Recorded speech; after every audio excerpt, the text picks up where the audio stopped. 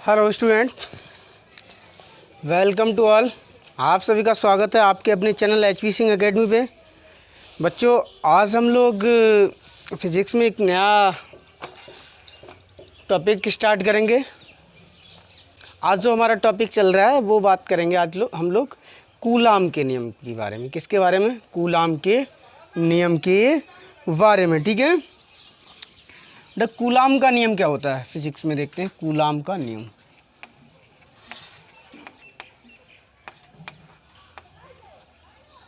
Coulomb का नियम, ठीक है बेटा, इसके बारे में हम लोग बात करेंगे। कूलाम का नियम, देखो हम आप लोगों के लिए एक एक पॉइंट बोर्ड पे लिख रहे हैं, जिससे आप लोगों को नोट्स की बाहर से परचेज़ करने की या अवेलेबल करने की कोई ज़रूरत नहीं होगी। आप स्क्रीनशॉट लेके इसी से आप नोट्स बनाएंगे तो आपको बहुत ही फ़ायदा होगा। तो यहाँ नोट्स आप प्रिपेयर करते चलें, मेंटेन करते चलें, जो भी हम लिख रहे हैं उसको बिल्कुल पॉइंट टू पॉइंट नोट करते चलें, कॉपी पेंसिल लेके बैठें। ठीक है बेटा, तो इसमें देखते हैं कूलाम का नियम क्या है बेटा। देखो, बहुत सारे प्रयोग हुए, उन प्रयोगों से हम लोगों को प्रतिकर्षण और आकर्षण के बारे में जानकारी मिली। यानी कि कोई भी दो वस्तुओं को आपस में रगड़ा जाता था तो रगड़ने के बाद में, यानी कि घर्षण उत्पन्न होने के बाद में उनमें दो तरह का आवेश आ जाता था। दो तरह का आवेश, एक धनावेश और एक ऋणावेश। और उसमें क्या हुआ करता था, जब दो समान प्रकार के आवेश हुआ करते थे, समान प्रकार के जब दो आवेश हुआ करते थे, उनको अगर हम पास में लाते थे, समान प्रकार के आवेश की वस्तुएं पास में लाते थे, तो वो एक दूसरे से दूर की ओर हट जाती थी। दूर की ओर हटने का मतलब था उनमें क्या होता था, प्रतिकर्षण होता था बेटा। वहीं दूसरी तरफ जब हम एक प्लस की वस्तु और एक माइनस की, यानी कि दो विपरीत प्रकार के असमान आवेश, विजातीय आवेश जब पास में लाते थे, तब वो एक दूसरे को अपनी ओर आकर्षित करते थे, यानी पास में आते थे एक दूसरे के। तो वहाँ कौन सा बल लगता था? आकर्षण बल लगता था। तो ये सब चीज़ों का हमें ज्ञात था, लेकिन इनके चलते हमें इसके मध्य ये कुछ भी नहीं पता था कि कितना बल किस में लगता है, कितना बल किसमें लगता है। इनके मध्य जो लगने वाला बल होता है उसके बारे में हमें कोई भी अनुभव नहीं था बेटा। देखो, ये अनुभव हमें सन 1785, देखो सन 1785 में, 1785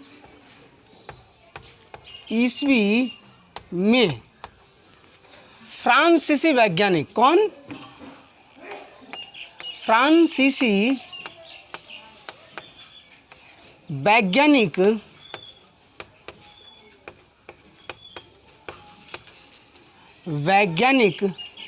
कूलाम, कौन? कूलाम ने प्राप्त निष्कर्षों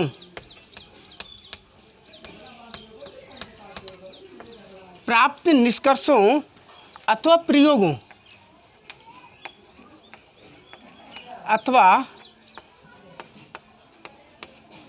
प्रयोगों से एक नियम का प्रतिपादन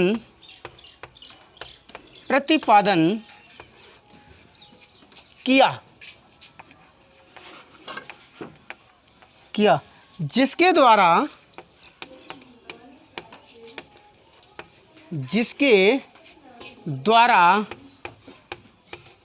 हम दो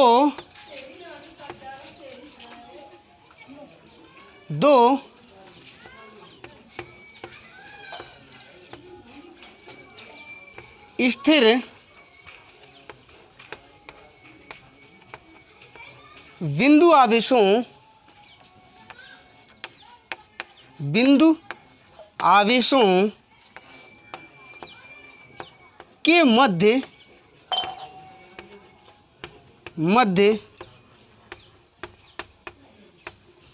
लगने वाले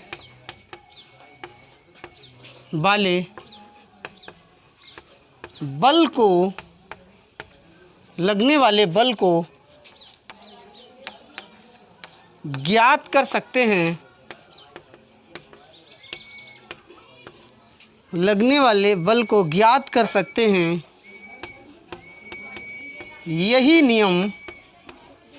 यही नियम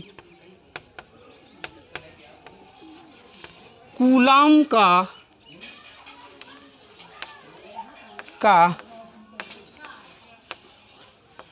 नियम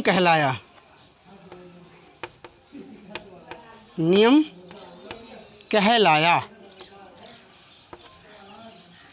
ठीक है बेटा, यानी कि कूलाम जो वैज्ञानिक थे, इन्होंने 1785 ईस्वी, यहाँ कहाँ के वैज्ञानिक थे ये बेटा? फ्रांस के वैज्ञानिक थे।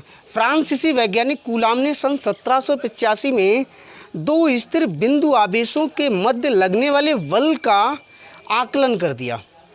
किस पे? जो आकर्षण बल तथा प्रतिकर्षण बल लग रहा था, जो प्रयोग थे पहले के, जो वैज्ञानिक लोगों ने पहले से प्रयोग कर रखे थे, उन्हीं पर इन्होंने रिसर्च की और रिसर्च करने के बाद में इन्होंने एक नियम अपना दिया और बताया कि अगर दो कोई बिंदु स्थिर बिंदु आवेश हैं तो उनके मध्य बल की गणना हम कैसे कर सकते हैं। बल की गणना करने के लिए जो नियम दिया वही कूलाम का नियम कहलाया बेटा। ठीक है, हम मानते हैं, देखते हैं। जैसे माना एक बिंदु आवेश ये है और इसको नाम दे दिया हमने Q1, और एक दूसरा बिंदु आवेश ये है और इसका नाम दे दिया हमने बेटा Q2। अब इन दोनों बिंदुओं के मध्य लगने वाले बल की अगर हम गणना करते हैं और इनके बीच की जो दूरी है वो हमने ले ली R। क्या ले ली हमने? R। इनके बीच की मध्य की जो दूरी है बेटा वो है R। हमें इन दोनों के बीच का लगने वाला बल ज्ञात करना है। यानी कि अब ये दो आवेश हैं तो ये दोनों आवेश एक दूसरे पर कुछ ना कुछ बल लगा रहे होंगे। आकर्षण बल लगा रहे हैं या प्रतिकर्षण बल लगा रहे हैं वो बात अलग की है, लेकिन कुछ ना कुछ बल लगा रहे हैं। अब जो ये बेटा बल लगा रहे हैं उस बल के बारे में हमें गणना करनी है कि ये बल लग कितना रहा है। ये कूलाम के नियम हैं। तो इसमें बल कितना लग रहा है ये चीज़ पता करने के लिए हमें क्या काम करना है कि माना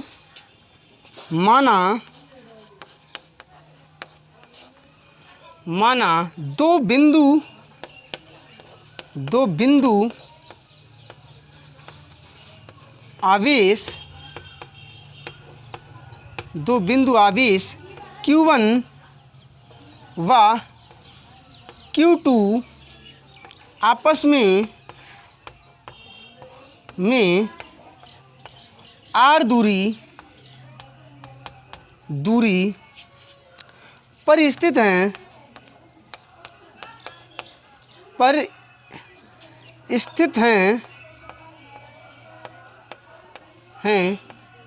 तो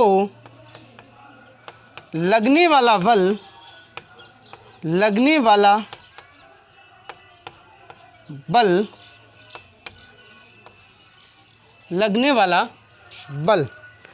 बेटा स्क्रीनशॉट ले लीजिए, बाकी हम इसे रफ करते हैं। ठीक है,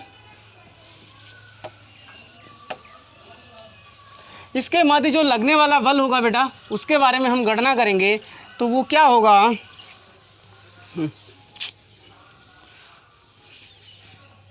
बल देखो,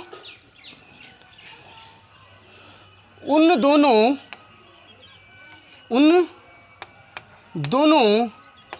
आवेशों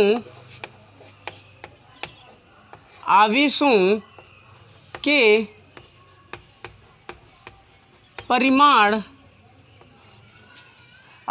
परिमाण का गुणनफल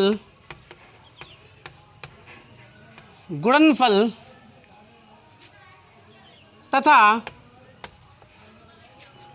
गुणनफल अनुक्रमानुपाती होता है। गुणनफल के अनुक्रमानुपाती के गुणनफल, परिमाण के गुणनफल, परिमाण के गुणनफल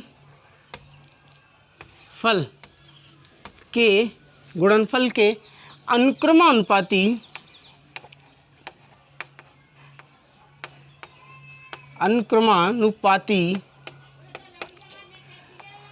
तथा उनके मध्य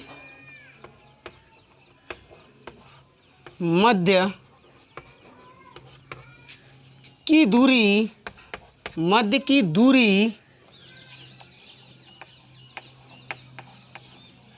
के वर्ग के व्युत्क्रमानुपाती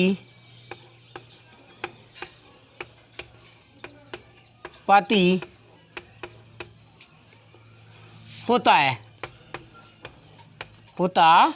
है।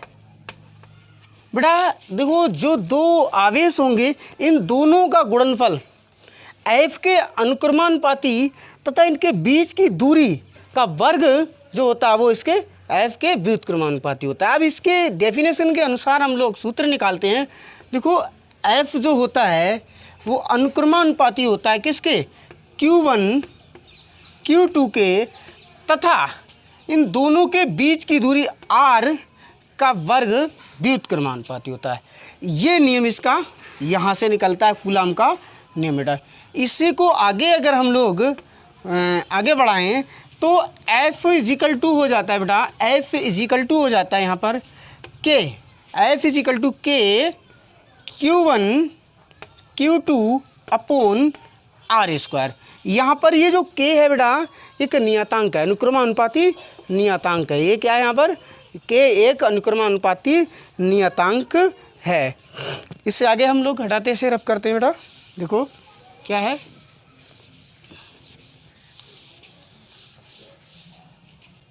यहाँ लिखते हैं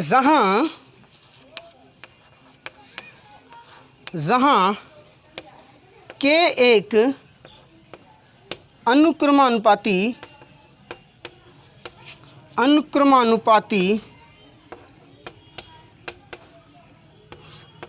नियतांक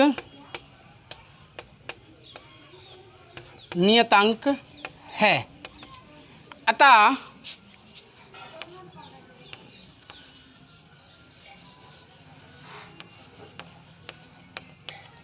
नियतांक का मान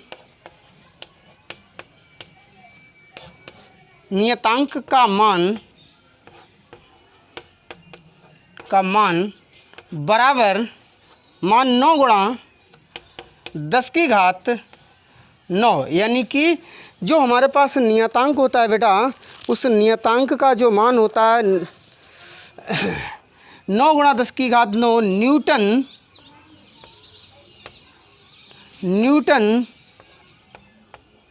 मीटर स्क्वायर प्रति कूलम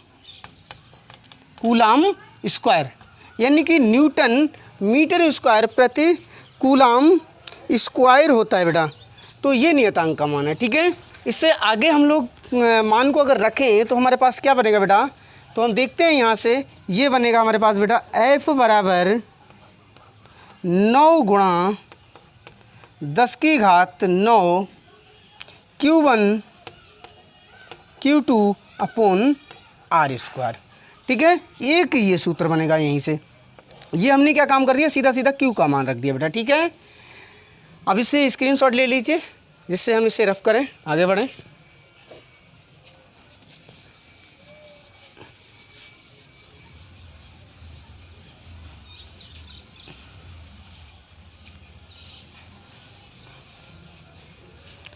जहाँ बेटा अब हम लोग देखते हैं कि सुविधा के लिए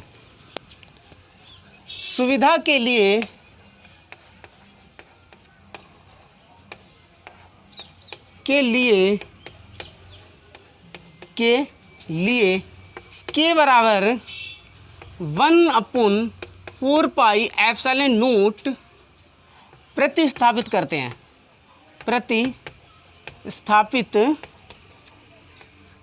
करते हैं, प्रतिस्थापित करते हैं।